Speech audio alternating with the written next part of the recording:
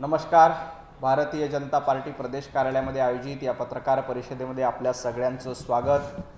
उभाटा गटाचे खासदार संजय राऊत यांनी आज पत्रकार परिषद घेऊन वेगवेगळे दावे प्रतिदावे करण्याचा प्रयत्न केला आहे. त्यांनी अतिशय हास्यास्पद असा दावा केला आहे की उभाटा गट आणि मनसेची जागा वाटप हे अंतिम टप्प्यात आलेली आहे.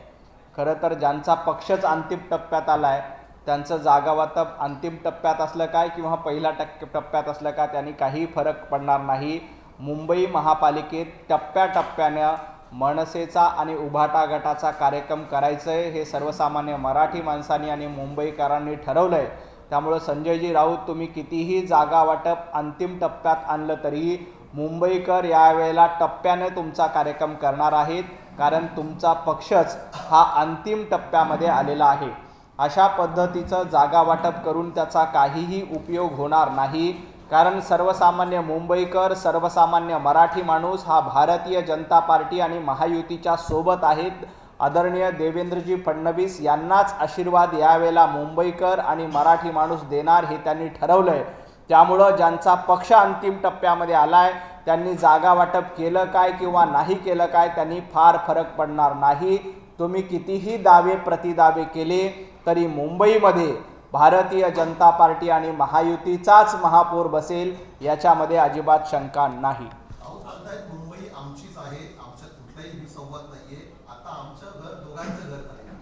खरं तर मुंबई आमचीच आहे म्हणणाऱ्यांना मुंबई ही कुणाची खाजगी जहागीर नाही.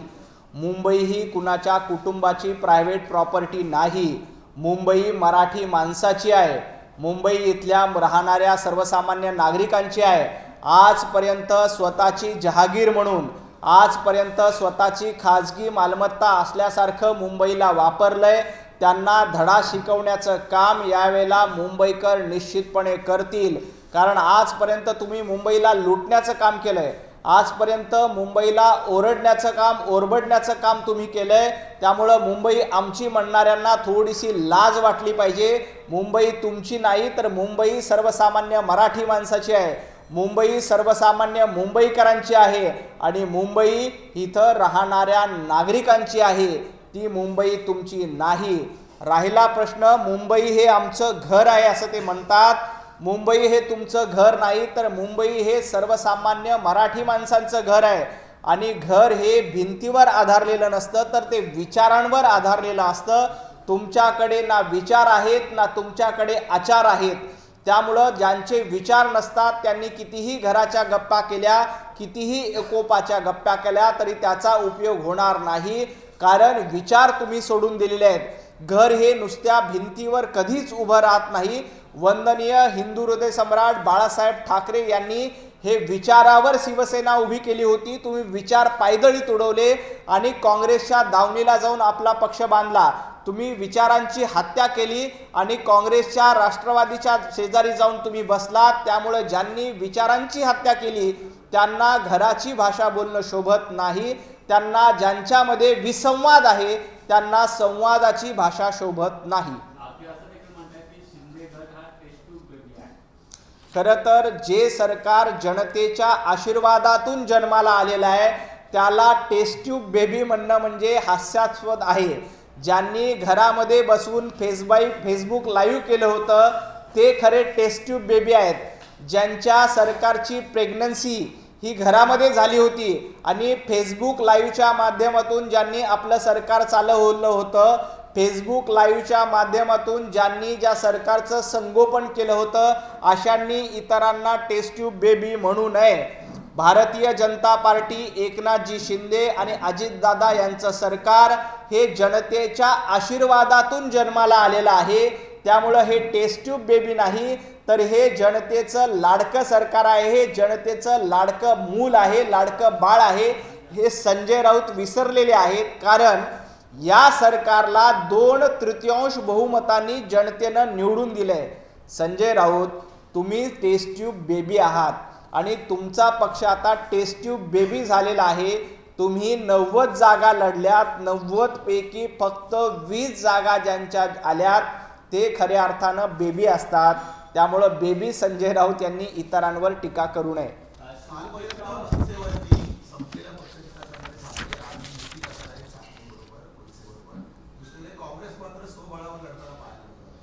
खरं तर ज्या पद्धतीनं गेल्या काही वर्षांपासनं मनसेला सातत्यानं डिवचण्याचं काम, मनसेवर सातत्यानं टीका करण्याचं काम संजय राऊत करत होते, सुषमाताई अंधारे करत होते, आदित्य ठाकरे करत होते, उद्धवजी ठाकरे करत होते. आदित्यजी ठाकरे तर असं म्हणाले होते की जो पक्ष संपलेला आहे त्याच्यावर मी बोलणार नाही.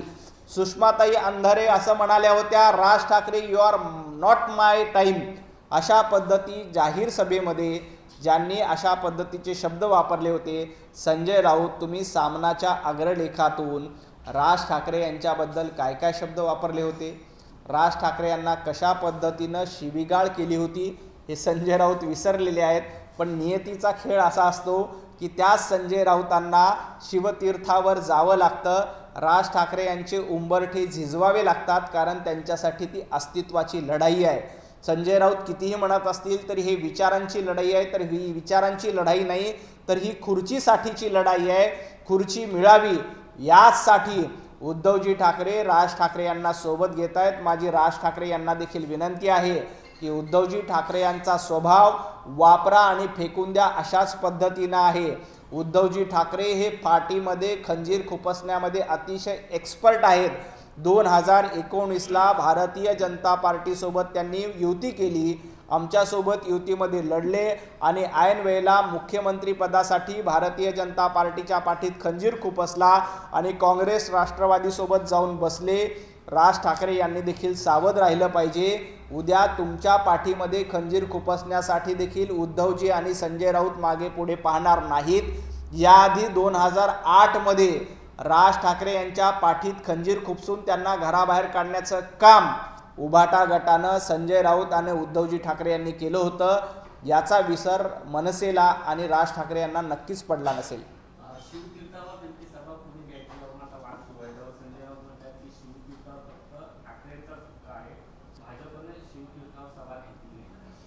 खरं तर शिवतीर्थ हे कुणाच्या बापाचं नाही आहे, शिवतीर्थ ही कुणाची खाजगी जहागीर नाही आहे, हे संजय राऊत यांनी लक्षात ठेवलं पाहिजे. शिवतीर्थावर याआधी देखील आदरणीय अटल बिहारी वाजपेयी यांच्या सभा झाल्या, पंतप्रधान नरेंद्र मोदीजींच्या सभा झाल्या, वंदनीय हिंदू हृदय सम्राट बाळासाहेब ठाकरे यांच्या सभा झाल्या. त्यामुळं शिवतीर्थ आमचंच आहे असा दावा करण्याचा अधिकार संजय राऊत यांना नाही आहे. कारण वंदनीय बाळासाहेब ठाकरे आता तुमच्यासोबत नाहीत, कारण तुम्ही बाळासाहेब ठाकरे यांच्या विचारांना सोडून दिलंय आणि काँग्रेसच्या मांडीला मांडी लावून बसण्याचं पाप संजय राऊत तुम्ही केलंय. त्यामुळं ज्या पद्धतीनं वंदनीय हिंदू हृदय सम्राट बाळासाहेब ठाकरे यांचे विचार तुमचे नाहीत, त्याच पद्धतीनं आता शिवतीर्थ देखील तुमचं नाही. छत्रपती शिवाजी महाराज यांचं नाव घेण्याचा अधिकार संजय राऊत तुम्हाला नाही, कारण तुम्ही ज्या पद्धतीनं अफजल खानाचा DNA पुढे चालवण्याचं काम करतायत, तुम्ही ज्या पद्धतीनं अफजल खानाच्या वंशावळीचा उदो करण्याचं काम करतायत आणि उद्या उभाटा गटाची सत्ता आली तर मुंबईचा महापौर सय्यद किंवा खान करण्याचा प्रयत्न संजय राऊत तुमच्या माध्यमातून केला जातोय.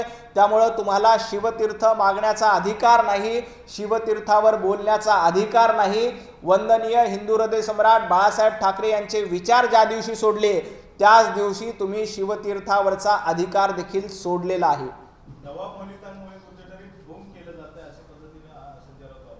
खरं तर नवाब मलिक यांच्याबद्दल आमची अतिशय स्पष्ट भूमिका आहे.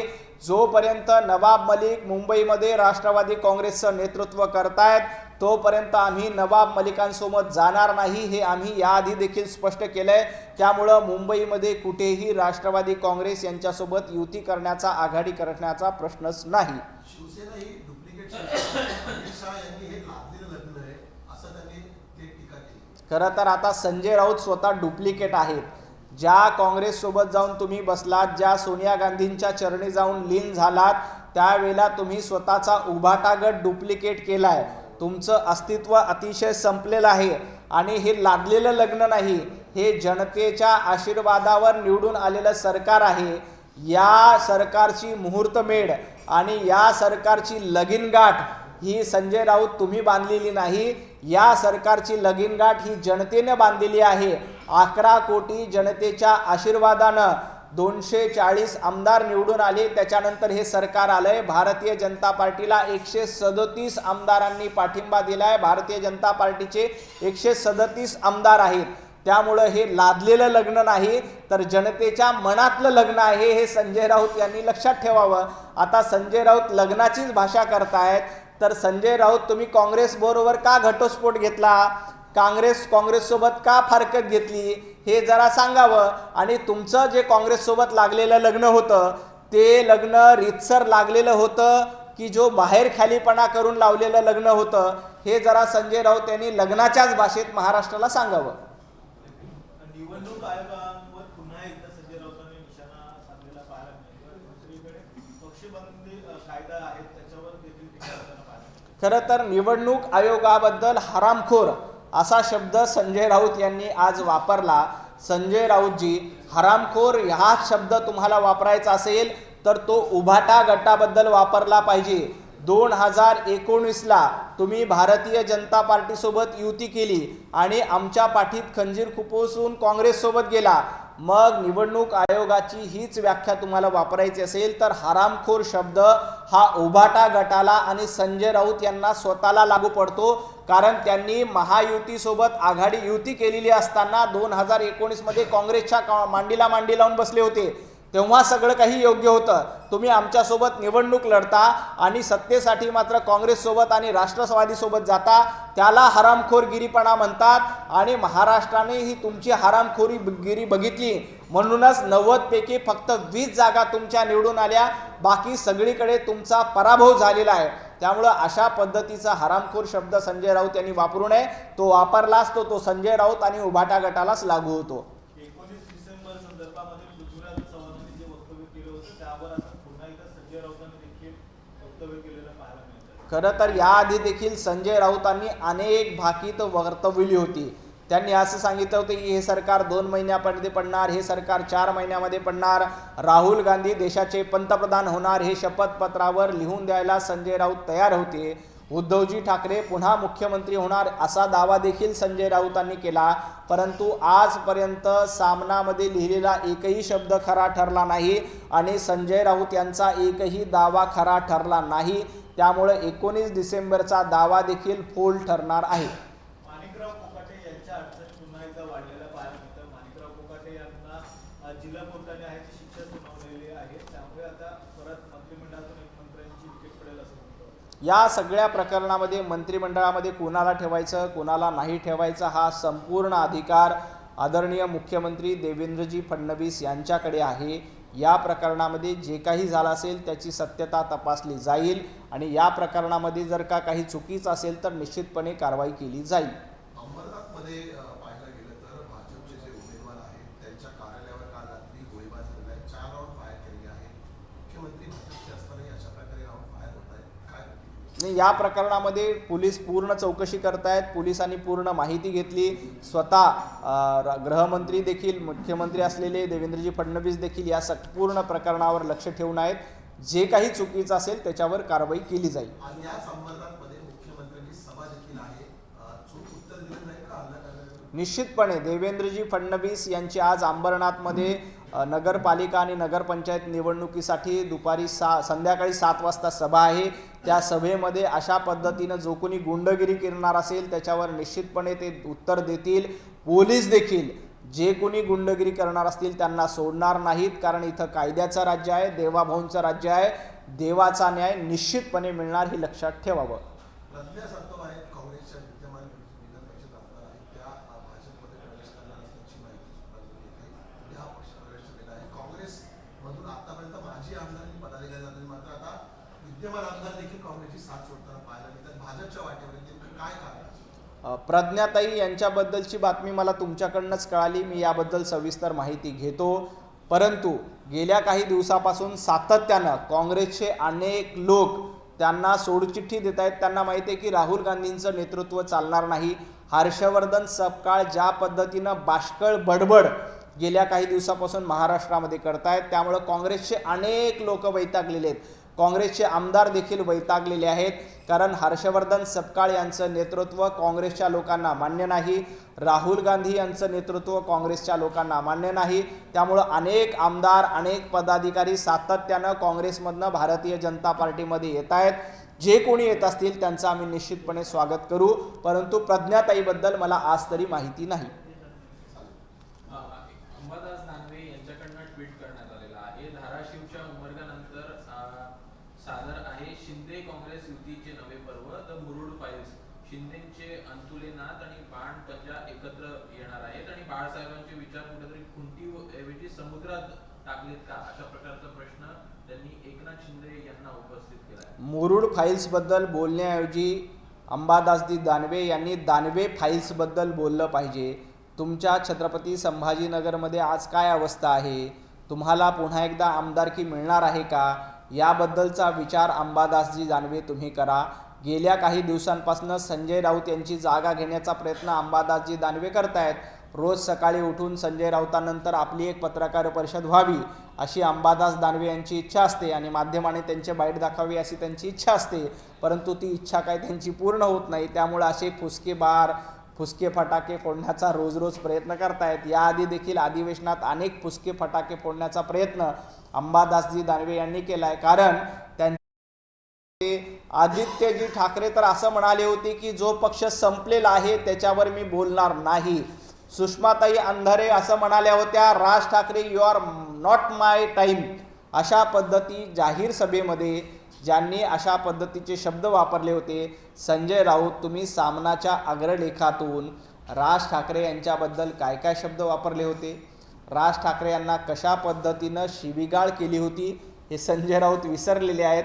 पण नियतीचा खेळ असा असतो की त्या संजय राऊतांना शिवतीर्थावर जावं लागतं, राज ठाकरे यांचे उंबरठे झिजवावे लागतात, कारण त्यांच्यासाठी ती अस्तित्वाची लढाई आहे। संजय राऊत कितीही म्हणत असतील तरी हे विचारांची लढाई आहे, तर ही विचारांची लढाई नाही तर ही खुर्चीसाठीची लढाई आहे। खुर्ची मिळावी यासाठी उद्धवजी ठाकरे राज ठाकरे यांना सोबत घेत आहेत। माझी राज ठाकरे यांना देखील विनंती आहे की उद्धवजी ठाकरे यांचा स्वभाव वापरा आणि फेकून द्या अशाच पद्धतीनं आहे। उद्धवजी ठाकरे हे पार्टीमध्ये खंजीर खुपसण्यामध्ये अतिशय एक्सपर्ट आहेत। 2019ला भारतीय जनता पार्टीसोबत त्यांनी युती केली, आमच्यासोबत युतीमध्ये लढले आणि ऐन वेळेला मुख्यमंत्री पदासाठी भारतीय जनता पार्टीच्या पाठीत खंजीर खुपसला आणि काँग्रेस राष्ट्रवादीसोबत जाऊन बसले। राज ठाकरे यांनी देखील सावध राहिलं पाहिजे। उद्या तुमच्या पाठीमध्ये खंजीर खुपसण्यासाठी देखील उद्धवजी आणि संजय राऊत मागे पुढे पाहणार नाहीत। याआधी 2008 मध्ये राज ठाकरे यांच्या पाठीत खंजीर खुपसून त्यांना घराबाहेर काढण्याचं काम उभाटा गटानं संजय राऊत आणि उद्धवजी ठाकरे यांनी केलं होतं। याचा विसर मनसेला आणि राज ठाकरे यांना नक्कीच पडला नसेल। शिवतीर्थावर त्यांची सभा कुठून घ्यायची वरून आता वाद सुरू आहे, संजय राऊत म्हणतात की शिवतीर्थावर फक्त ठाकरेंचा हक्क आहे, भाजपने शिवतीर्थावर सभा घेतली नाही। खरं तर शिवतीर्थ हे कुणाच्या बापाचं नाही आहे, शिवतीर्थ ही कुणाची खाजगी जहागीर नाही आहे, हे संजय राऊत यांनी लक्षात ठेवलं पाहिजे। शिवतीर्थावर याआधी देखील आदरणीय अटल बिहारी वाजपेयी यांच्या सभा झाल्या, पंतप्रधान नरेंद्र मोदीजींच्या सभा झाल्या, वंदनीय हिंदू हृदय सम्राट बाळासाहेब ठाकरे यांच्या सभा झाल्या। त्यामुळं शिवतीर्थ आमचंच आहे असा दावा करण्याचा अधिकार संजय राऊत यांना नाही आहे, कारण वंदनीय बाळासाहेब ठाकरे आता तुमच्यासोबत नाहीत, कारण तुम्ही बाळासाहेब ठाकरे यांच्या विचारांना सोडून दिलंय आणि काँग्रेसच्या मांडीला मांडी लावून बसण्याचं पाप संजय राऊत तुम्ही केलंय। त्यामुळं ज्या पद्धतीनं वंदनीय हिंदू हृदय सम्राट बाळासाहेब ठाकरे यांचे विचार तुमचे नाहीत, त्याच पद्धतीनं आता शिवतीर्थ देखील तुमचं नाही। छत्रपती शिवाजी महाराज यांचं नाव घेण्याचा अधिकार संजय राऊत तुम्हाला नाही, कारण तुम्ही ज्या पद्धतीनं अफजल खानाचा DNA पुढे चालवण्याचं काम करतायत, तुम्ही ज्या पद्धतीनं अफजल खानाच्या वंशावळीचा उदो करण्याचं काम करतायत आणि उद्या उभाटा गटाची सत्ता आली तर मुंबईचा महापौर सय्यद किंवा खान करण्याचा प्रयत्न संजय राऊत तुमच्या माध्यमातून केला जातोय। त्यामुळे तुम्हाला शिवतीर्थ मागण्याचा अधिकार नाही, शिवतीर्थावर बोलण्याचा अधिकार नाही। वंदनीय हिंदू हृदय सम्राट बाळासाहेब ठाकरे यांचे विचार ज्या दिवशी सोडले त्याच दिवशी तुम्ही शिवतीर्थावरचा अधिकार देखील सोडलेला आहे. नवाब मलिकांमुळे कुठेतरी ढोंग केलं जातं अशा पद्धतीने संजय राऊत आरोप खरं तर नवाब मलिक यांच्याबद्दल आमची अतिशय स्पष्ट भूमिका आहे. जोपर्यंत नवाब मलिक मुंबईमध्ये राष्ट्रवादी काँग्रेसचं नेतृत्व करतायत तोपर्यंत आम्ही नवाब मलिकांसोबत जाणार नाही, हे आम्ही याआधी देखील स्पष्ट केलंय. त्यामुळं मुंबईमध्ये कुठेही राष्ट्रवादी काँग्रेस यांच्यासोबत युती करण्याचा, आघाडी करण्याचा प्रश्नच नाही. शिवसेना ही डुप्लिकेट शिवसेना आहे. अमित शहा यांनी हे लादलेलं लग्न आहे असं त्यांनी ते टीका केली. खरं तर आता संजय राऊत स्वतः डुप्लिकेट आहेत. ज्या काँग्रेससोबत जाऊन तुम्ही बसलात, ज्या सोनिया गांधींच्या चरणी जाऊन लीन झालात, त्यावेळेला तुम्ही स्वतःचा उभाटा गट डुप्लिकेट केलाय. तुमचं अस्तित्व अतिशय संपलेलं आहे आणि हे लादलेलं लग्न नाही, हे जनतेच्या आशीर्वादावर निवडून आलेलं सरकार आहे. या सरकारची मुहूर्तमेढ आणि या सरकारची लगीनगाठ ही संजय राऊत तुम्ही बांधलेली नाही. या सरकारची लगीनगाठ ही जनतेने बांधलेली आहे. 11 कोटी जनतेच्या आशीर्वादानं 240 आमदार निवडून आले. त्याच्यानंतर हे सरकार आलंय. भारतीय जनता पार्टीला 137 आमदारांनी पाठिंबा दिलाय. भारतीय जनता पार्टीचे 137 आमदार आहेत.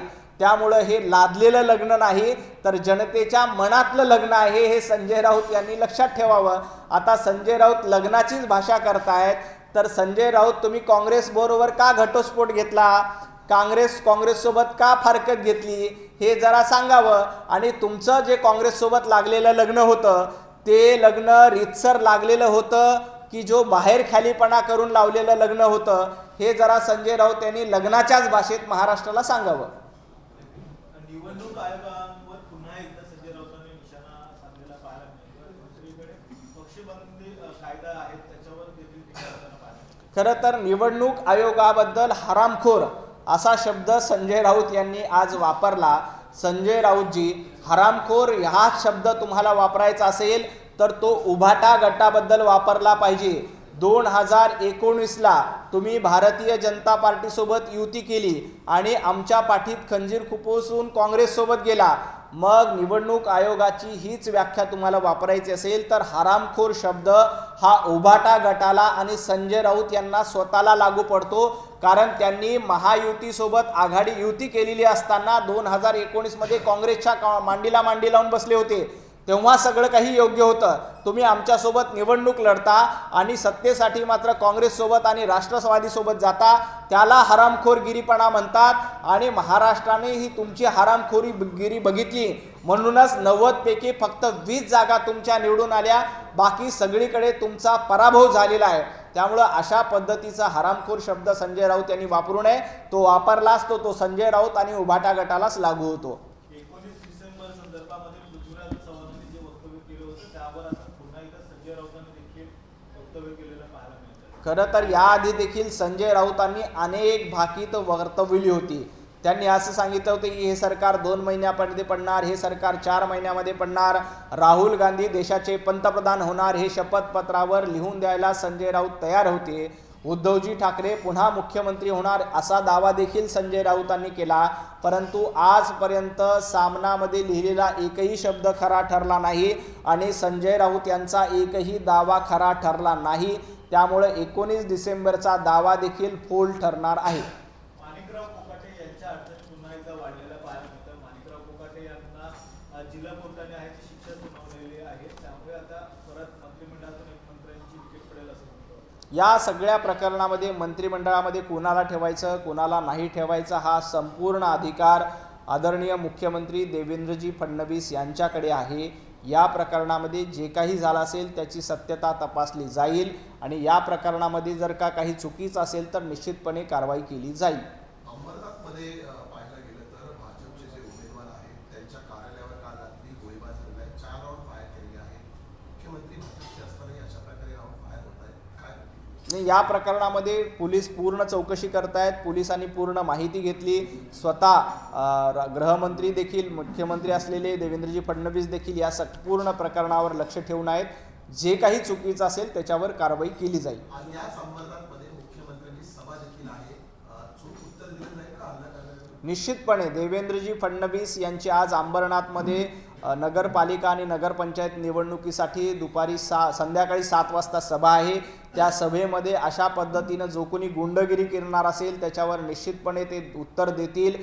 पोलीस देखील जे कोणी गुंडगिरी करणार असतील त्यांना सोडणार नाहीत, कारण इथं कायद्याचं राज्य आहे, देवाभाऊंचं राज्य आहे। देवाचा न्याय निश्चितपणे मिळणार हे लक्षात ठेवावं। प्रज्ञा सातव आहेत काँग्रेसच्या विद्यमान विधान परिषद आमदार आहेत, त्या भाजपमध्ये प्रवेश करणार असल्याची माहिती सुद्धा हा पक्ष प्रवेश केलेला आहे। काँग्रेसमधून आतापर्यंत माजी आमदार आणि पदाधिकारी झाले, मात्र आता विद्यमान आमदार देखील काँग्रेसची साथ सोडताना पाहायला मिळतात। भाजपच्या वाटेवर काय कारण? प्रज्ञाताई यांच्याबद्दलची बातमी मला तुमच्याकडनंच कळाली, मी याबद्दल सविस्तर माहिती घेतो। परंतु गेल्या काही दिवसापासून सातत्यानं काँग्रेसचे अनेक लोक त्यांना सोडचिठ्ठी देत आहेत। त्यांना माहिती आहे की राहुल गांधींचं नेतृत्व चालणार नाही। हर्षवर्धन सपकाळ ज्या पद्धतीनं बाष्कळ बडबड गेल्या काही दिवसापासून महाराष्ट्रामध्ये करतायत, त्यामुळे काँग्रेसचे अनेक लोक वैतागलेले आहेत, काँग्रेसचे आमदार देखील वैतागलेले आहेत, कारण हर्षवर्धन सपकाळ यांचं नेतृत्व काँग्रेसच्या लोकांना मान्य नाही, राहुल गांधी यांचं नेतृत्व काँग्रेसच्या लोकांना मान्य नाही। त्यामुळे अनेक आमदार अनेक पदाधिकारी सातत्यानं काँग्रेसमधनं भारतीय जनता पार्टीमध्ये येत आहेत।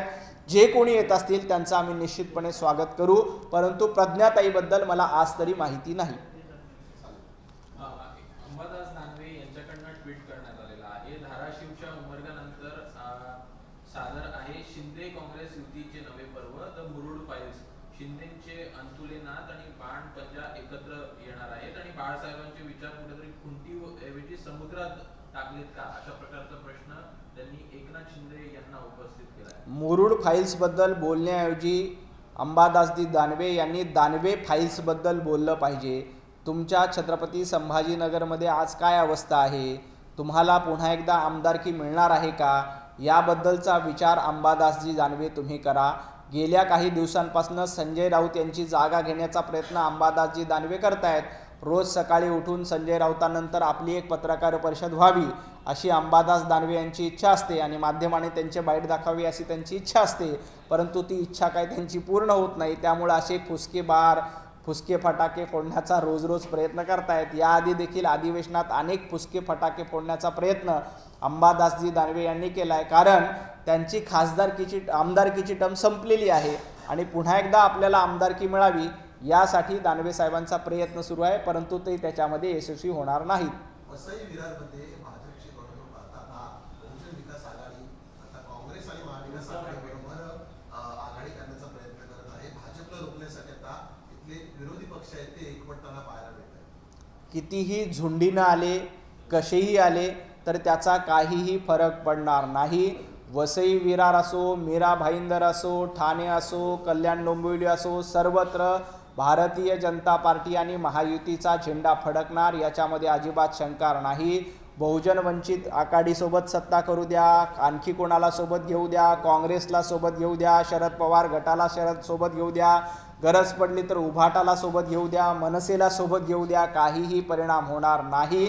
महायुतीसोबत जनतेचा आशीर्वाद आहे, ज्यांच्या सोबत जनता असते त्याचं कोणी काहीही बिघडू शकत नाही। एबीपी माझा, उघडा डोळे बघा नीट।